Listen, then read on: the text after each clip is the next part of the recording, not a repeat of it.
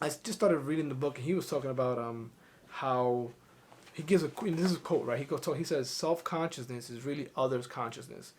The cause and effect relationship between excessive negative feedback and what we call self consciousness can be readily seen in any sort of relationship. We constantly receive negative feedback data from other people. Example: a smile, a frown, 100 different.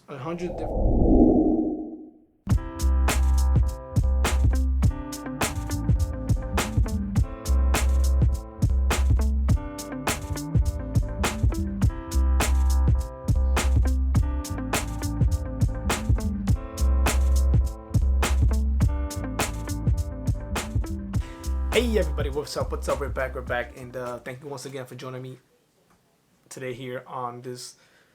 Excuse me, on these kind of last couple of days when we're doing our quarantine. Hope you guys are following the self quarantine, and being smart about it.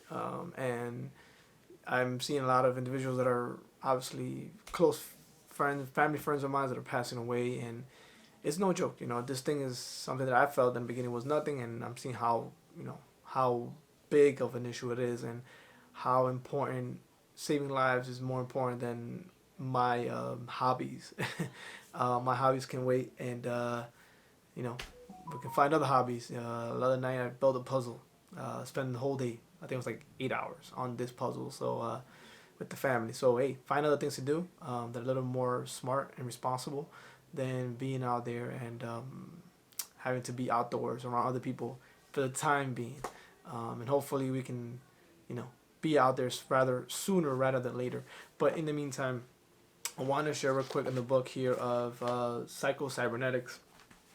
Um, and as he was talking about real quick, how now we're living in these last couple of weeks that we've been home, and if you live in New York City, I don't know what state you're watching me from, but in New York City, we've been in quarantine for the last I think like 2 weeks, and now we just found out we're gonna be completely self quarantined until the end of April, which is another couple of weeks.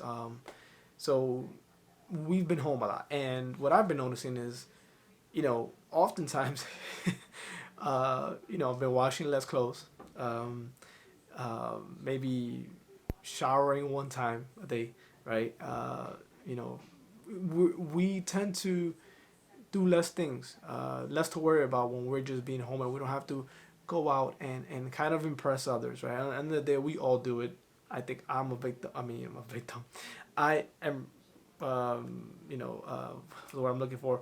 I am also, to blame in this. I'm part of that. You have to see what you're gonna wear. I mean, when I make my videos, I try not to wear the shirt 2 times, and most of the times I do. So it's like we put so much time and energy to just show up, right? To be part of society.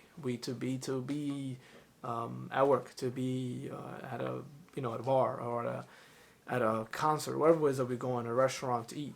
We put in a lot of energy. We gotta dress a certain way. We have to look, especially females have to put makeup on. They put their hair products. Guys too. I try to fix my hair. I know it doesn't look like it right now, but yeah, we go to the barber shop.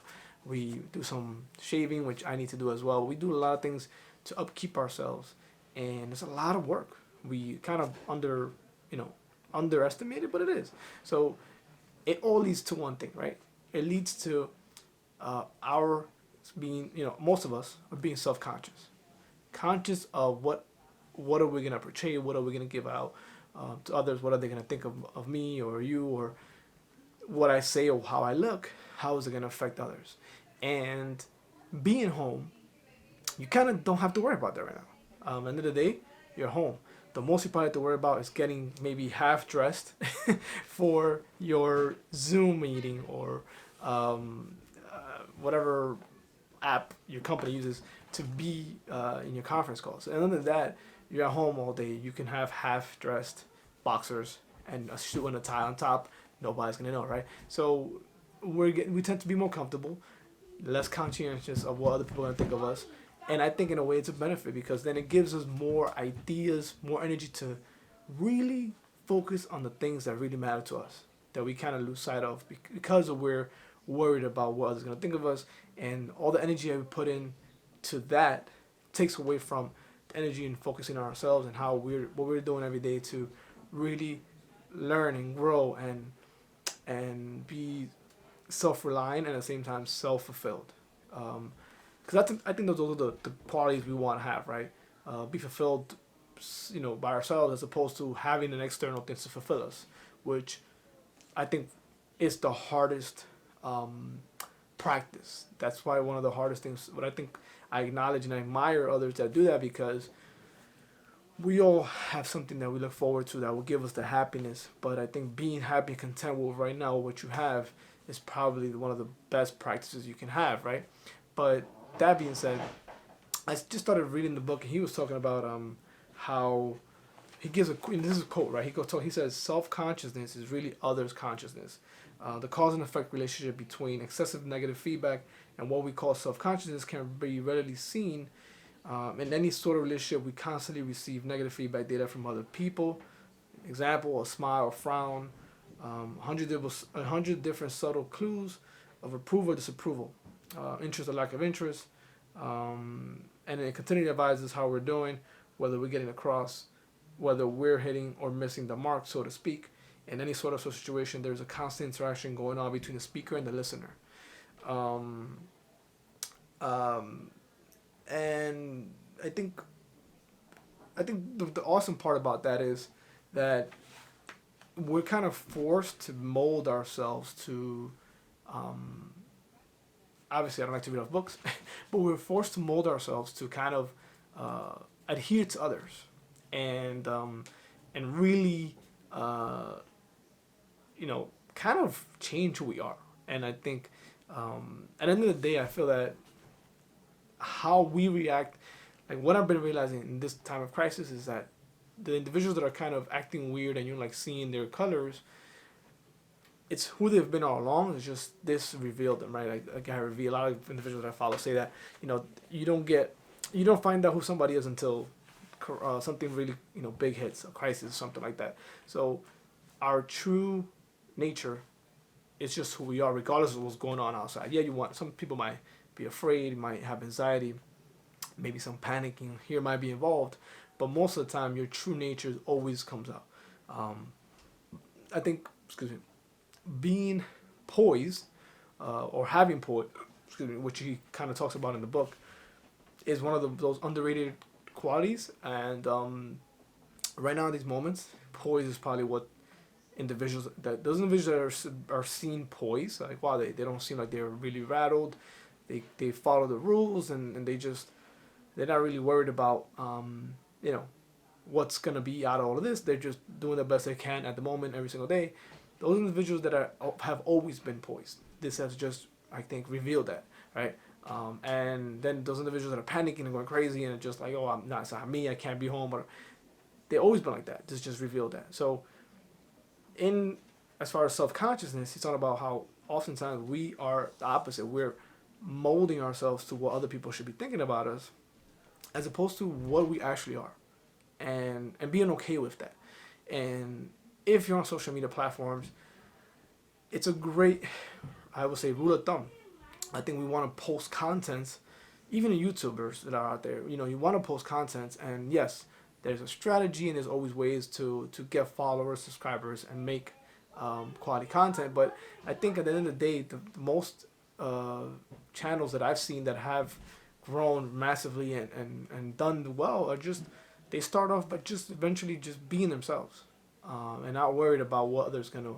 So it's another way of saying, like, you don't want to play the game worrying about how you can get them to like you. You have to play the game in the sense is, knowing who you're kind of playing the game for, right?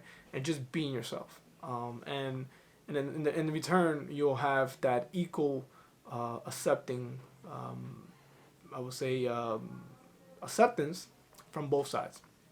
You can't go out there and think that you're gonna approach somebody from the opposite sex and find out ways how to attract them. I think you could do that, but you were going crazy. But at the same time, I think just you doing yourself and being yourself and just going upon your everyday will attract what it is that it's meant for you. I think there's a lot of quotes out there that says you don't attract what you want, you attract what you need. And right now, in these moments, we might need this crisis to wake us up, to tell us, hey, slow down, pay attention to things that really matter, uh, be a little more conscious about the real stuff.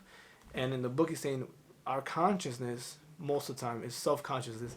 It's not really worried about what really is important. It's really worried about what's not, about what others think of you, how you're gonna be portrayed, how you're gonna be, evaluated. Are they gonna like you? Are they not? What should I wear? What should I buy? Material stuff. And what should I talk about to impress? So it's like we're worried about impressing others. In these times right now, I'm realizing that all of that is out the window.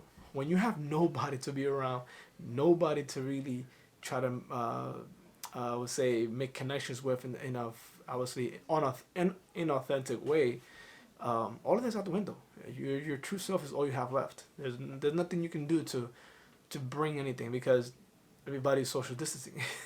So the only thing that's really gonna connect and really bring those true connections is just yourself. What you like, what your interests are, who you are, how you treat others, how you treat yourself. All these things really consciously really matter, as opposed to what we've been doing, and we're still doing it. Obviously, on other basis, I'm also part of that as well. I've done it. I still do it sometimes. You're worried about what others gonna think, how you look. And as you get older, I think it's probably something about getting older. But as you get older, you start to worry about less about that and more about how you feel and how you're gonna feel and how you're gonna, what makes you happy. Not worried about what others need from you. So again, on my daily videos, I hope you guys are liking this. I will see you guys tomorrow. Bring back some tips from this great book. If you guys haven't heard of this book, Cybernetics, pick it up. If not, I'll email it to you. Let me know, guys. Take care.